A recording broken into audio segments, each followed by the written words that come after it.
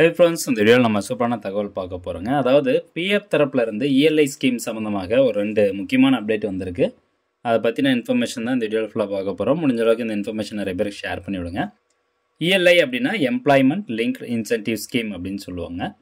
So first வந்திருக்கக்கூடிய update என்ன அப்படின்னு பார்க்கலாம். 21 ஜூலை 2025 அன்னைக்கு ப்ரெஸ் ரிலீஸ் வெளியிட்டிருக்காங்க ministry of labour and employment தரப்பில் இருந்து.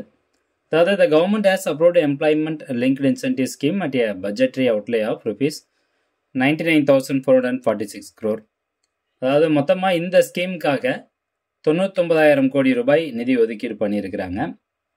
இந்த நிதி ஒதுக்கீடு பண்ணது எத்தனை வருஷத்துக்கு அப்படின்னு கேட்டிங்கன்னா 1/8/2025 31/7/2027 வரைக்கும் ஆகக்கூடிய அந்த செலவுக்கான நிதி தான் இப்போ ஒதுக்கியிருக்காங்க. இந்த இஎல்ஐ ஸ்கீம் அப்படிங்கிறது என்ன அப்படின்னு நான் ஃபஸ்ட்டு சொல்லிடுறேன். இப்போ நீங்கள் ஒரு கம்பெனியில் ஃப்ரெஷ்ஷாக போய் ஜாயின் பண்ணுறீங்க. அதுக்கு முன்னாடி எந்த எக்ஸ்பீரியன்ஸுமே கிடையாது, அல்லது அதுக்கு முன்னாடி உங்களுக்கு பிஎஃப் அக்கௌண்ட்டே கிடையாது அப்படின்னு வச்சுக்கலாம். புதுசாக ஒரு கம்பெனியில் ஜாயின் பண்ணுறீங்க. ஜாயின் பண்ணி முடித்த உடனே உங்களுக்கு இபிஎஃப்ஓ தரப்புலேருந்து 15,000 ரூபாய் இன்சென்டிவ் அமௌண்ட் கொடுப்பாங்க. ஸோ அந்த 15,000 ரூபாய் 2 இன்ஸ்டால்மெண்ட் தரப்பில் கொடுப்பாங்க. இது யார் கொடுக்குறாங்க? எம்ப்ளாயிக்கு. இப்போ நீங்கள் ஒரு கம்பெனியில் போய் ஜாயின் பண்ணுறீங்கன்னா 15,000 ரூபாய் இன்சென்டிவ் அமௌண்ட் கொடுக்குறாங்க அதிகபட்சம். அல்லது உங்களுடைய இபிஎஃப் வேஜஸ் உதாரணத்துக்கு ஒரு 12,000 ரூபா தான் இருக்குன்னா 12,000 ரூபா தான் கொடுப்பாங்க. ஸோ அதிகபட்சம் பார்த்தீங்கன்னா 15,000 ரூபாய் கொடுக்குறாங்க.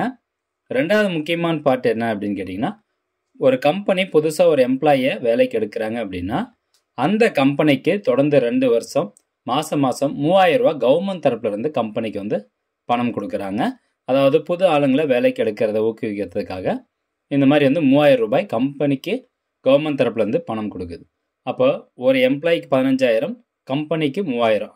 இப்போ ஒரு கம்பெனியில் புதுசாக ஒரு எம்ப்ளாயி வேலைக்கு எடுக்கிறாங்க அப்படின்னா மொத்தம் 18,000 ரூபாய். அதாவது அந்த எம்ப்ளாயி ஃப்ரெஷ்ஷாக இருக்கணும். அதுக்கு முன்னாடி அவருக்கு பிஎஃப் அக்கௌண்ட் இருக்கக்கூடாது அப்படிங்கிற ஒரு ரூல்ஸ் இருக்குது. இல்லை எனக்கு 5 வருஷம் எக்ஸ்பீரியன்ஸ் இருக்குது, ஒரு 4 வருஷத்துக்கு முன்னாடி நான் ஒர்க் பண்ணேன், எனக்கு மொத்தமாக 5 வருஷம் எக்ஸ்பீரியன்ஸ் இருக்குது, நான் இப்போ இன்னொரு கம்பெனியில் போய் ஜாயின் பண்ணால் இது கொடுப்பாங்களா அப்படின்னு கேட்டால் அப்படி கொடுக்க மாட்டாங்க. ஸோ ஃபஸ்ட்டு அப்டேட்டு இது ஒரு மகிழ்ச்சியான தகவல். பட்ஜெட் அப்ரூவ் ஆயிடுச்சு. இது எப்போ இருந்து அப்படின்னா ஆகஸ்ட் 1லேருந்து 31/7/2027 வரைக்கும் இதுக்கு பட்ஜெட் அப்ரூவ் ஆகிருக்குது. ரெண்டாவதாக இபிஎஃப்ஓ சைட்லேருந்து இன்னொரு சர்க்குலர் ஒன்று வெளியிட்டிருக்காங்க. 22/7/2025 அன்றைக்கி தான் வெளியிட்டிருக்கிறாங்க. இதில் என்ன சொல்லியிருக்காங்க அப்படின்னு பாருங்கள். Employment linked incentive scheme incentives to employer and employees where the eligibility for the incentive is available only in such cases where the gross wage does not exceed rupees 1 lakh for any employee. அதாவது இப்போ உதாரணத்துக்கு ஒரு company ஒருத்தர் வேலைக்கு எடுக்கிறாங்க.